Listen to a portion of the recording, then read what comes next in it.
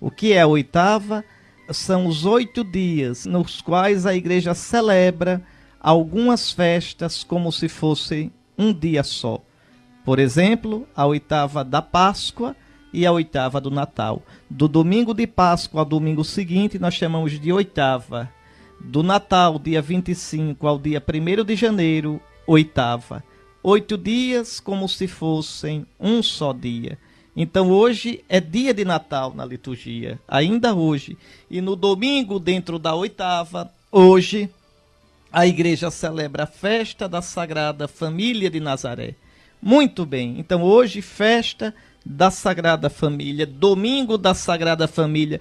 Comecemos logo dizendo, rezemos pelas famílias, pela sua família, pela minha família, porque toda família é sagrada. Vamos ver por quê durante o programa de hoje. É uma alegria estar aqui com vocês, espero que o coração esteja na paz do Natal, não o Natal do mundo, não o Natal pagão, não o Natal sem Cristo, não o Natal do consumismo, não o Natal da bebida, mas o Natal de Cristo, que é paz, que é conversão, que é verdadeira procura de abrir o coração para o Senhor.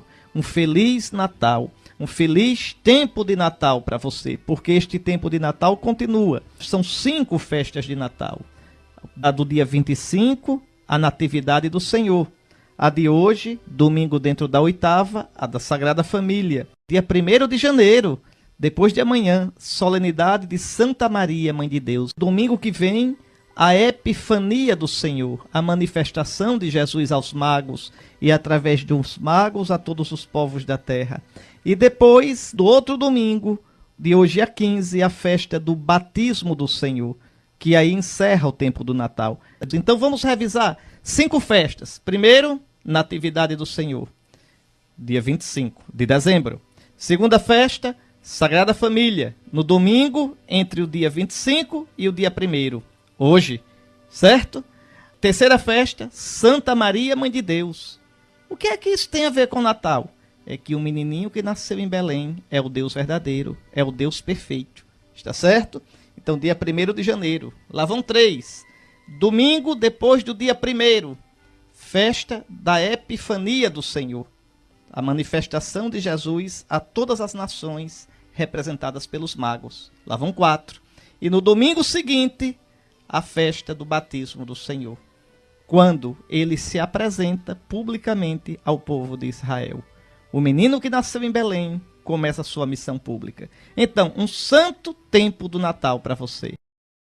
Que palavras tão comoventes estas do Eclesiástico. Tão práticas. Como a palavra de Deus é bonita.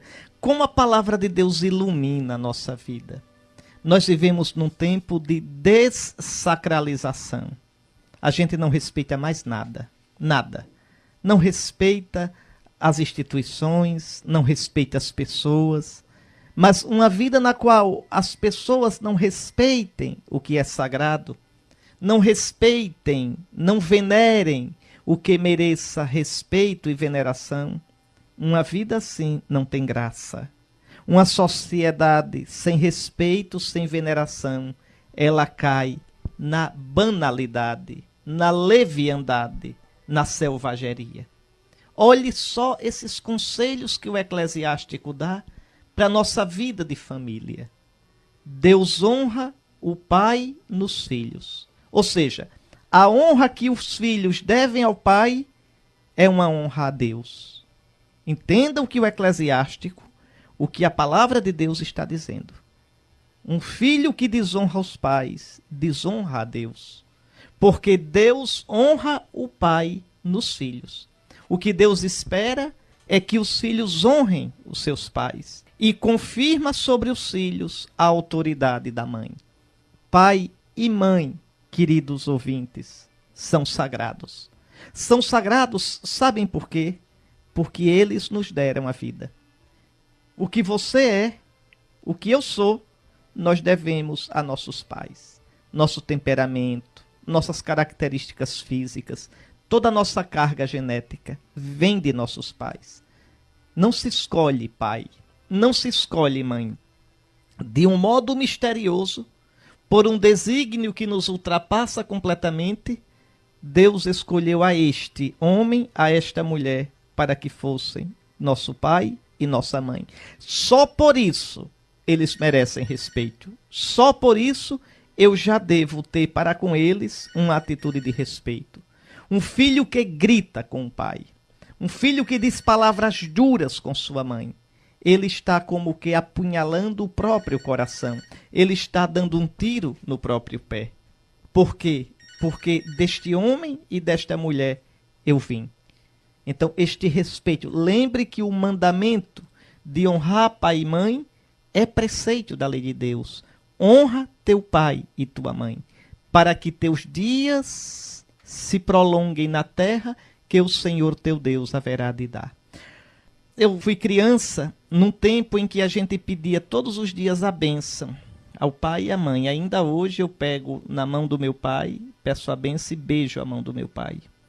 E depois o meu pai beija a minha mão.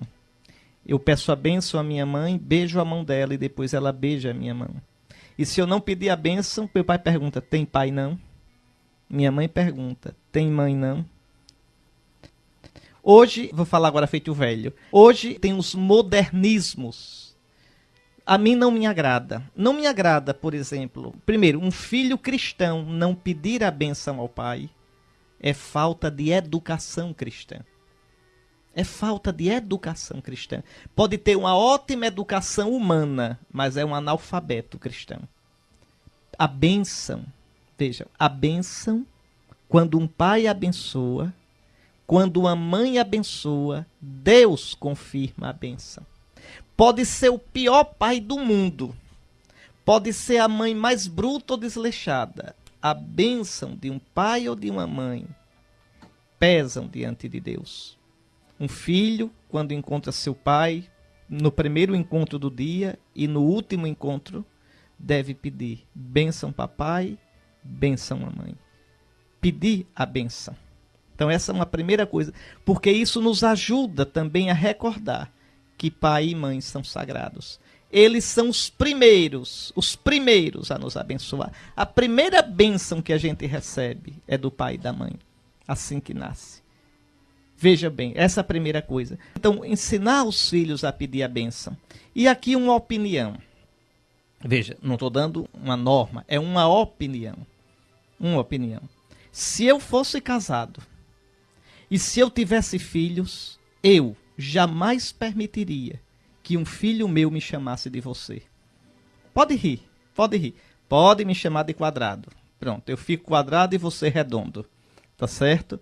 Mas eu jamais... Eu seria um pai muito amigo dos meus filhos, de brincar com eles, tá certo? Eu sou louco por criança, eu gosto demais de jovem. Gosto. Mas o melhor modo de educar as crianças e de ajudar os jovens é manter o respeito para com você. O jovem, a criança, não espera que você seja um pateta, um com eles. Espera que você seja um marco, uma referência para eles. Eu jamais... Você educa os seus filhos como você achar. Eu estou dizendo como eu educaria os meus. Jamais um filho meu me chamaria de você. Olha, eu sou bispo. Eu sou bispo. Eu nunca chamo um padre de cabelo branco de você. Eu sou bispo. Às vezes tem padre, talvez agora até esteja me ouvindo, que diz assim, Dom Henrique, me chame de você. Eu não consigo. Eu não consigo. Por exemplo, eu nunca chamarei Dom Lessa de você. É meu irmão no episcopado. O senhor arcebispo não é meu superior. É meu irmão no episcopado. Eu não o chamo de você. Ele é mais velho que eu. Ele é mais velho. Os cabelos brancos dele significam mais experiência, mais serviço no caminho de Deus, mais luta na vida. Deus o chamou primeiro, muitos anos antes de mim. Só por isso, ele já merece o meu respeito, a minha veneração. E o respeito, ele se exprime também nas palavras, nas atitudes, mas nas palavras. Então, hoje existe uma ideia errada, de pensar que pai próximo, pai bom, é o pai que se mistura com os filhos e você não sabe mais quem é pai nem quem é filho. Quem é o educador e o educando, não sabe mais. Isso é péssimo. Isto não é um ideal cristão de educação. O ideal cristão de educação é que o pai e a mãe tenham a consciência que eles têm uma dignidade, uma responsabilidade sagrada. Não é primeiro diante da lei do país, não. É diante de Deus. Que o país, o governo, as leis não podem fazer você ter filho, não. Quem lhe dá a graça dos filhos é Deus. Quem gera a vida é Deus. E é a Deus que você vai responder um dia. Então, uma sugestão amiga, respeitosa e simples. Eduque seus filhos a respeitar você. Eduque seus filhos a respeitar os mais velhos. É tão bonito uma criança, um jovem que respeita os mais velhos. Você pode dizer, esse tem futuro. Esse tem educação. Esse sabe os limites. Esse um dia pode escutar conselhos. Esse não pensa que é o bam, bam, bam e vai começar a vida do zero. Esse saberá aproveitar a experiência dos mais experientes. Vá, eduque seu filho como a Escritura ensina. Corrigindo, ensinando a respeitar você. Seja carinhoso. Seja próximo dos seus filhos. Converse com os seus filhos. Mas, pelo amor de Deus, não se troque pelos seus filhos. Você é o pai. Você é a mãe. É você quem dá o tom. Saiba dizer sim na hora do sim. Saiba dizer não quando for para dizer não. Eduque seus filhos para depois não ter que chorar lágrimas frias pelos desbandos deles. Então, Deus honra o pai nos filhos e confirma sobre eles a autoridade da mãe. Quem honra o seu pai, escute só o que diz a santa palavra de Deus. Quem honra o seu pai alcança o perdão dos pecados. Evita cometê-los. Então evita desonrar teu pai. Evita desonrar tua mãe.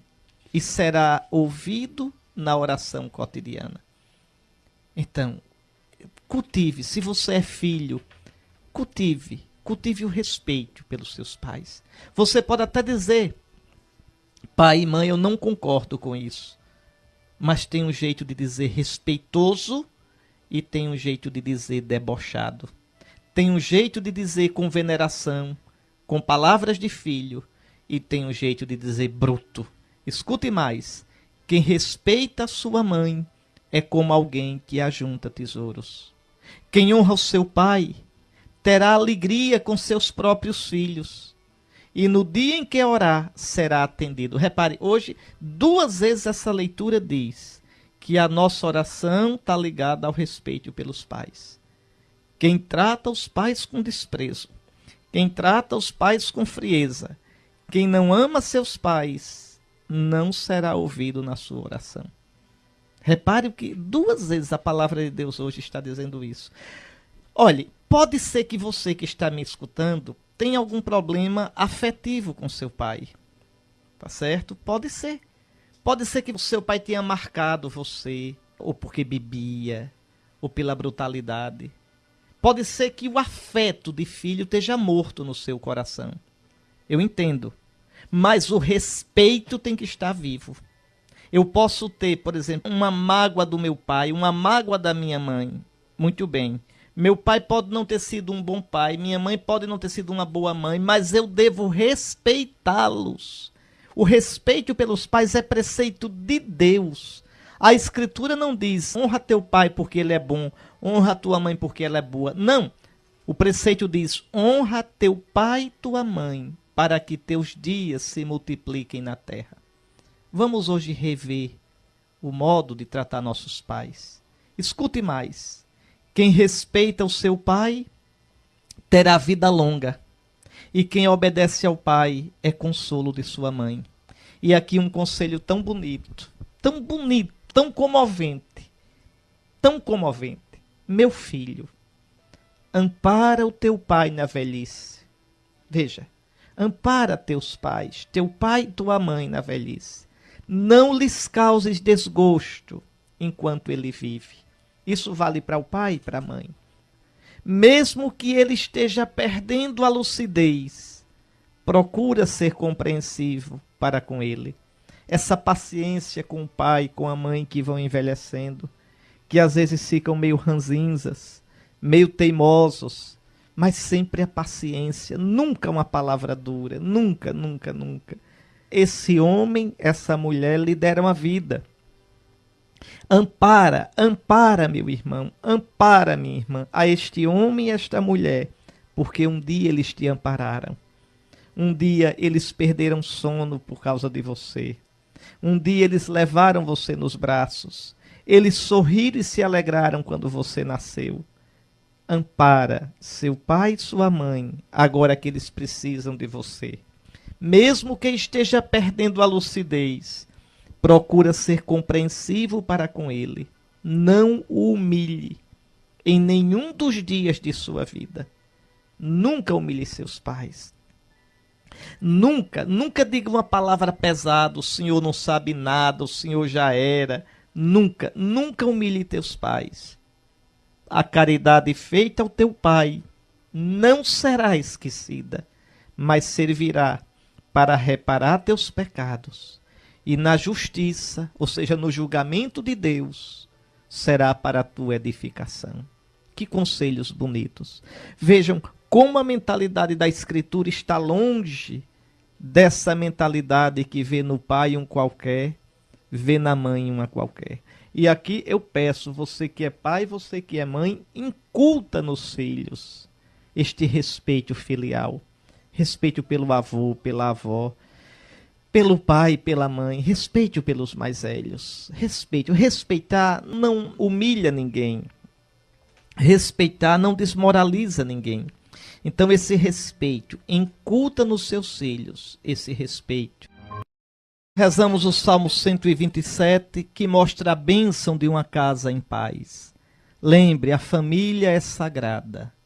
Nosso Senhor, quando criou o ser humano, pensou na família. Um homem, pai. Uma mulher, mãe. E do amor desse pai e da mãe, uma prole que vem. Veja, os filhos nascidos do amor. E no caso de um casal que tenha alguma esterilidade, no amor dos dois, sente a necessidade de adotar um filho. Não tenha medo de adotar, se for o caso. Também é fruto do amor.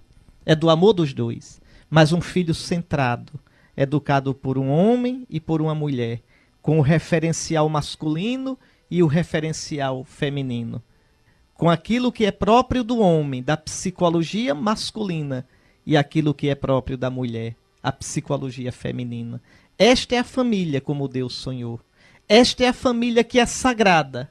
Esta é a família que o homem, com a sua loucura, com a sua falta de limite, com a ilusão de que é Deus, às vezes quer destruir, inventando tudo quanto é família anômala, heterodoxa, que não é família. Então, a família é sagrada. Um pai, uma mãe, os filhos. Que Deus abençoe sua família, viu? Que Deus abençoe a minha família. Muito bem, vamos escutar a segunda leitura da missa de hoje. Eu só vou logo dizer uma coisa. Observe tudo o que vocês escutarem nessa leitura, tudo o que São Paulo disser, ele está pensando na igreja chamada família. A família é uma igreja. Porque o que é a igreja? Uma comunidade de cristãos. Qual é a primeira comunidade de batizados, de cristãos, da qual a gente participa, na qual a gente está enraizado? É a comunidade chamada família. Então, esses conselhos que você vai escutar agora, da carta de São Paulo aos Colossenses, esses conselhos, todos eles são para a sua família, para você e para os seus. Vejam que coisa linda. A família, como a Escritura pensa, como Deus pensa, é uma comunidade de amor. É uma comunidade, primeiro, onde se reza. Onde se reza. Queridos irmãos, pelo amor de Deus, rezem família. Rezem. Por exemplo, sempre que vocês tiverem a oportunidade de fazerem juntos a refeição, a família deve rezar. O pai puxa a reza. Se o pai não souber, a mãe puxa. Se nem a mãe souber, um dos filhos. Veja, rezar um Pai Nosso. E depois pedir, Senhor, derrama a tua bênção sobre a nossa mesa. Derrama a tua bênção sobre a nossa vida, sobre cada um de nós. Guarda-nos, Senhor, nos teus caminhos. Senhor, faze com que nesta casa a tua palavra seja vivida, o teu amor seja acolhido. Pronto. Então, a família rezar junto. Pode ser no domingo, um momentinho de oração. Olha, é uma graça que eu nunca vou ter como pagar a Deus. São tantas graças. Mas tem uma assim que eu trago no meu coração. Na minha família, eu aprendi a rezar com meu pai e com minha mãe. Não foi na catequese da paróquia. Quando eu fui para a catequese da paróquia, eu já sabia rezar. Eu já sabia o catecismo. Eu já sabia. Meu pai e minha mãe nos catequizaram. Aos domingos, a gente rezava junto. Terminava a missa, chegava em casa, papai e mamãe sentavam a gente rezava junto, partilhava um pouquinho da palavra de Deus, fazia uma revisão da semana que passou, para começar bem a nova semana. Depois ia brincar, cada um ia cuidar da sua vida. Então, esses momentos são sagrados. Você que é pai e é mãe, como é que seus filhos vão conhecer a fé? Você vai esperar somente pela paróquia, para a catequese de primeira comunhão, se fizerem, para a catequese de crisma, se crismarem? Ô, meu irmão, minha irmã, você pai, você mãe, são os primeiros educadores da fé dos seus filhos. No dia do seu casamento, foi-lhes perguntado: quereis acolher os filhos que Deus vos der, educando-os na lei de Cristo e da sua Igreja Católica? E vocês disseram sim. Pois bem, São Paulo, hoje, na Santa Palavra de Deus, nos convida a isso. A que a família seja um lugar, primeiro, de oração. Segundo, de respeito um pelo outro. Olha, na nossa família a gente devia dizer: o amor de Cristo nos uniu. A vida de família é fogo, porque eu conheço direitinho os defeitos e as virtudes dos meus irmãos. A gente nasceu juntos, a gente convive. Eu conheço bem meus pais me conhecem. Na família a gente não tem como se enganar, como se mascarar. Mas compreender na fé, com uma visão de fé, com um coração de fé, com um olhar de fé, que nós estamos juntos na família, porque Deus nos uniu ali. Então eu devo honrar meus pais devem me honrar. É o que São Paulo diz, olha: filhos, obedecei aos vossos pais. Mas também diz: pais, não intimideis, não irriteis os vossos filhos, para que eles não desanimem. Os filhos devem respeito filial ao pai e à mãe, mas o pai e a mãe devem cuidado e respeito paterno para com os filhos.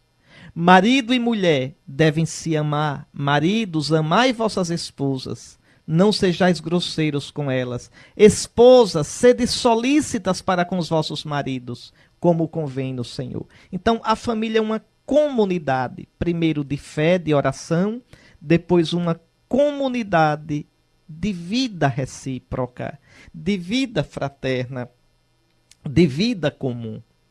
Tem mais? Tem. Na família a gente aprende os grandes valores da vida. A família é uma escola. É uma escola. Ali deve-se aprender o valor da palavra dada, o valor do trabalho. Ali se deve aprender o valor da partilha. Que coisa feia hoje, olha, é assim. Cada um é um reizinho no seu quarto. Não pegue nas minhas coisas. Não toque no que é meu. Pronto, que coisa mais absurda. Não, na família, é verdade. Cada um tem suas coisas, mas as coisas também são colocadas em comum. Eu vou dizer, viu? Eu vou dizer. É tão bonito quando às vezes uma coisa que um irmão não usa mais passar para o outro. Não é vergonha nenhuma. Aquele lá cresceu, a roupa ficou apertadinha para ele. Não é desonra nenhuma usar a roupa do irmão que cresceu. Não é desonra, não é. Acabem com isso. É aprender a partilhar, é aprender a usar as coisas e não deixar que as coisas dominem você. Cuidado, não deixe que na família cristã entre essa mentalidade consumista, superficial. Então a família é o lugar onde se aprende também o valor da partilha, do trabalho. Do trabalho. Qual é o trabalho dos filhos? Estudar é um trabalho. É muito feio ganhar prêmio porque passou de ano. Não, passar de ano é obrigação. Dê presente, mas não porque passou de ano. Passar de ano é a obrigação. É o seu trabalho, meu filho. É o seu trabalho. Veja, não encha seus filhos de presente. Não encha seus filhos de brinquedo. Dê o necessário, mas não o excessivo.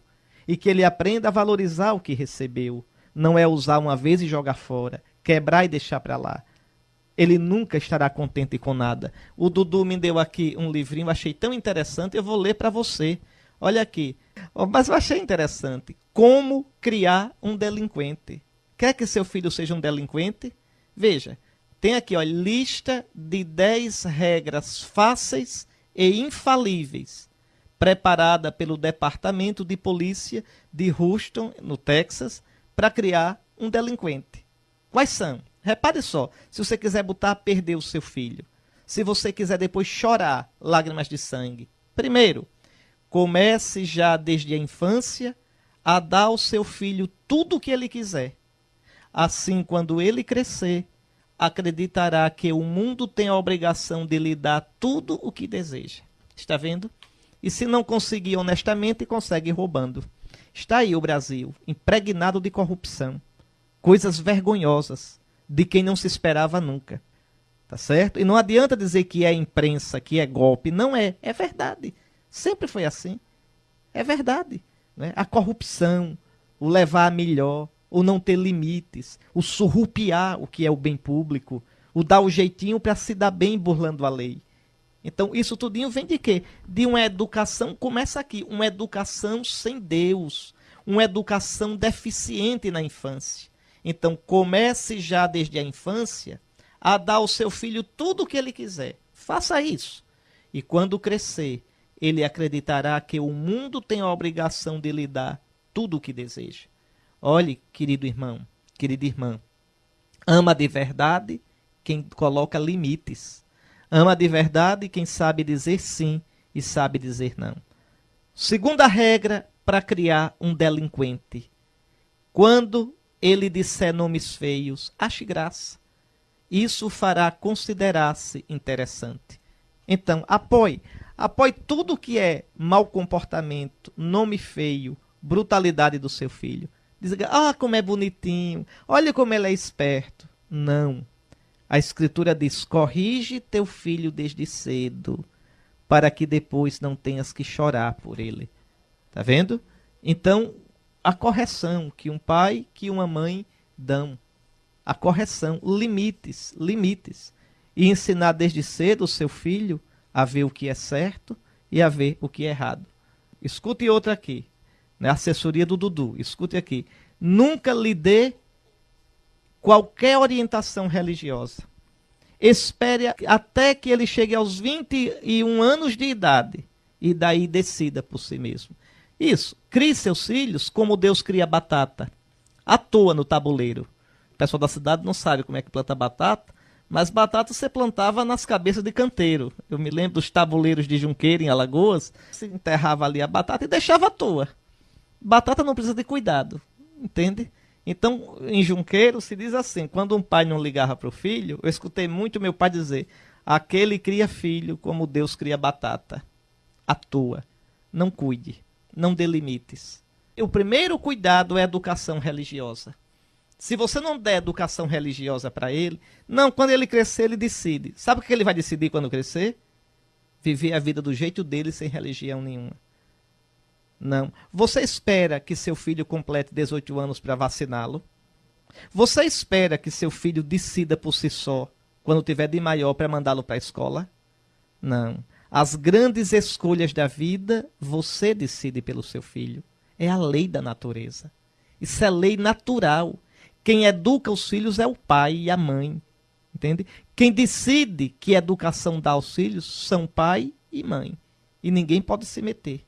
Se você é cristão, se você é católico, você tem que dar educação religiosa aos seus filhos. Se você não der, você responderá a Deus por omissão.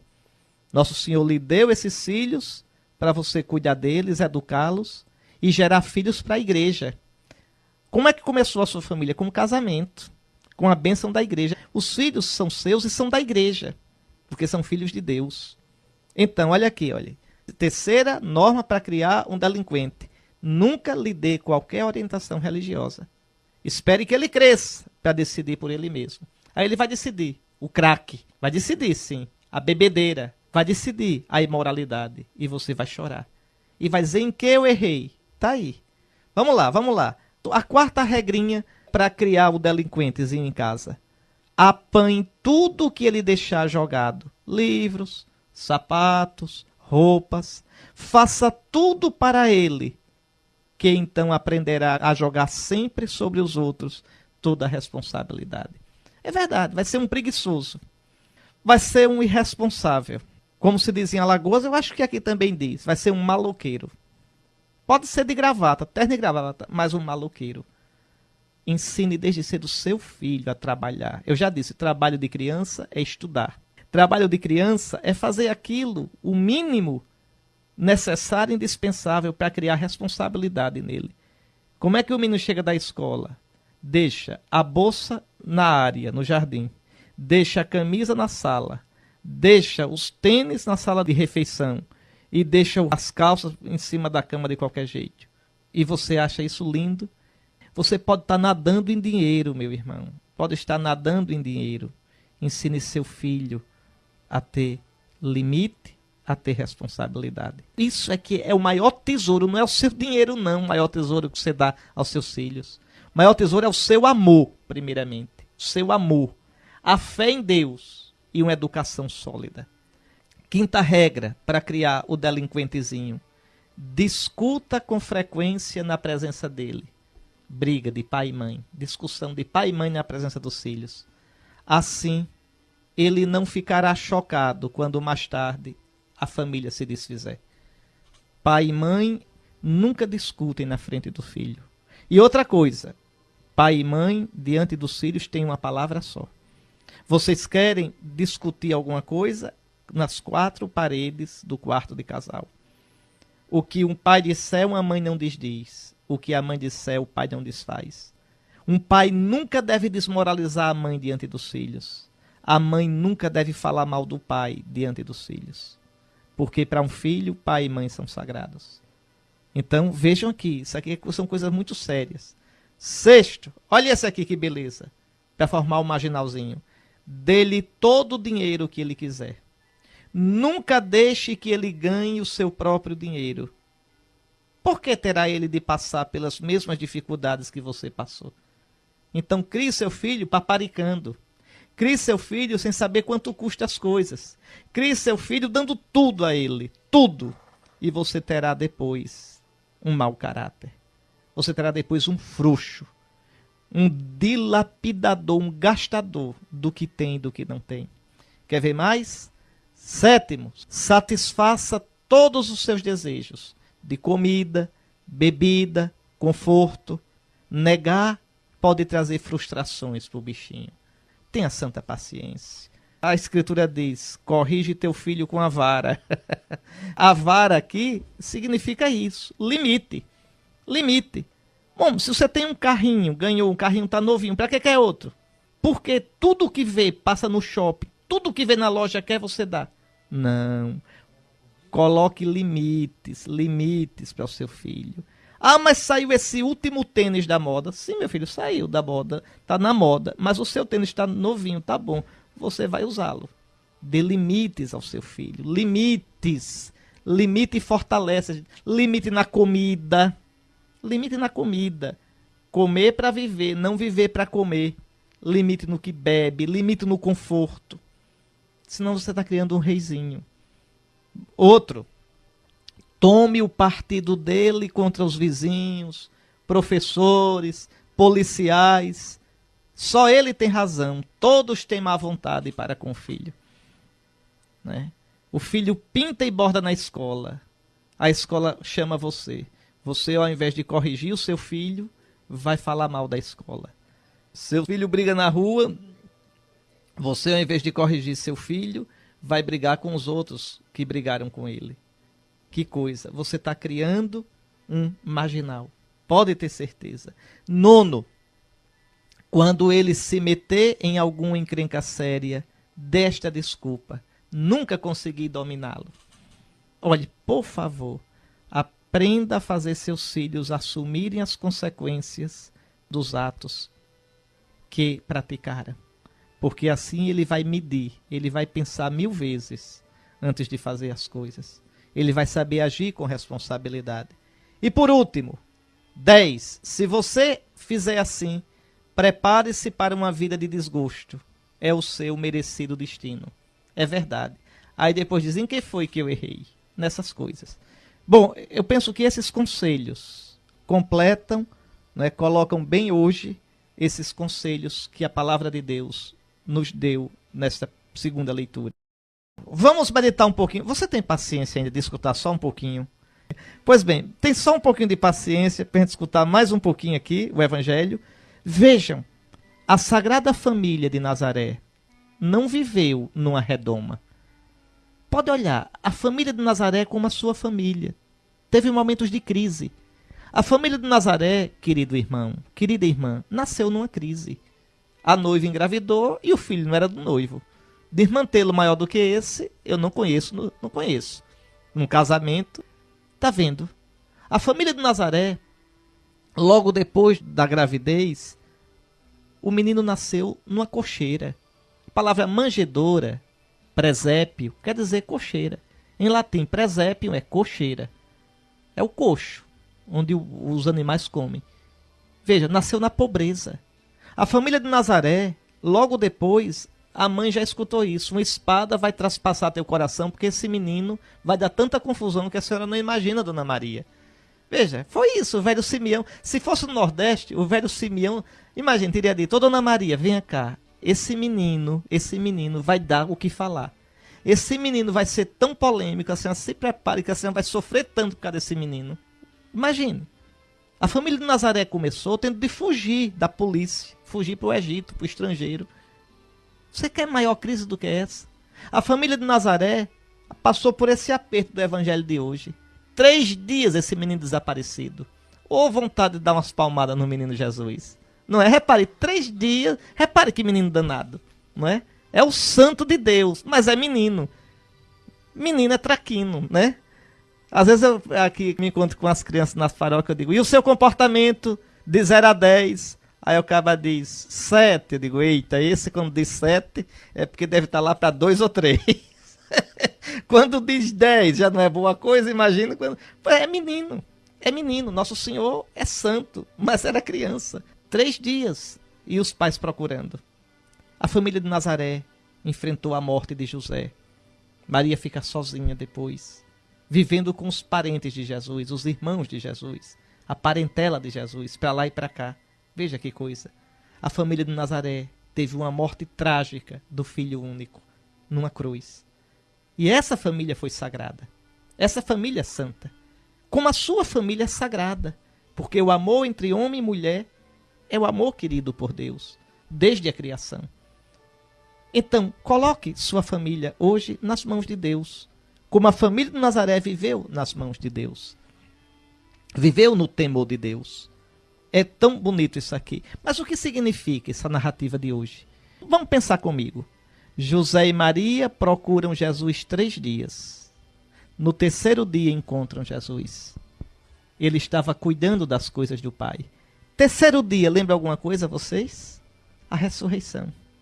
Essa cena do evangelho de hoje já lembra a ressurreição. No 3º dia, a igreja encontrou Jesus na casa do Pai, ressuscitado, vivo, Senhor. Está vendo? Por que me procuráveis? Lembre da pergunta do anjo das mulheres. Por que procurais entre os mortos aquele que está vivo? Por quê? Não está aqui, está na casa do Pai, ressuscitou. É muito bonita a escritura. Na vida de Jesus já vai sendo prenunciado os atos da salvação. Então, por que me procuráveis? Mas aqui também é impressionante a humildade de Maria e de José. Veja, Maria e José vêm com todo o afeto humano de um pai e de uma mãe. Meu filho, por que fizestes isto conosco? Olha que nós, aflitos, te procurávamos. Então, no nível humano, que é tão bonito, mas Jesus joga em outro nível. Por que me procuráveis? Não sabíeis que a primazia da minha vida é o Pai? pirralhinho de 12 anos, já desse jeito. Jesus experimenta o Pai tão presente na vida dele.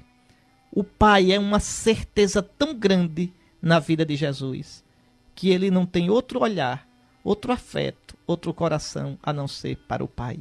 E diante disso é impressionante. Seus pais não compreenderam. Mas veja, sua mãe conservava no coração todas estas coisas. E aqui uma observação.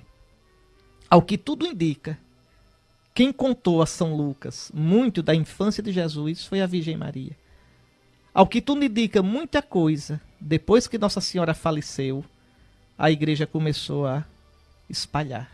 Antes não ia falar dela, ela em vida. Depois que ela morreu, essas notícias puderam ser faladas claramente, porque está na intimidade da família, e mexe com o coração das pessoas. Interessante que no evangelho dele, São Lucas diz que procurou averiguar desde o início o que teria acontecido, com as testemunhas oculares. Pense que coisa bonita, aquilo que o Salmo diz de Jerusalém: todas as nossas fontes estão em ti. A gente pode dizer para Nossa Senhora: todas as nossas fontes, Virgem Maria, nossas origens estão em ti. Tu viveste tudo isso. Tu soubeste tudo isso. Como é que se pode não amar Nossa Senhora? Como é que se pode não amar esta fonte bendita? E eu queria chamar ainda a sua atenção de duas coisas. Olha o que o evangelho de hoje diz. Jesus desceu, então, com seus pais para Nazaré. Desceu. Esse desceu é verdade, é porque Jerusalém é o ponto mais alto. Para Jerusalém se sobe, de Jerusalém se desce. Mas esse desceu tem um sentido espiritual. Jesus desceu para a nossa vida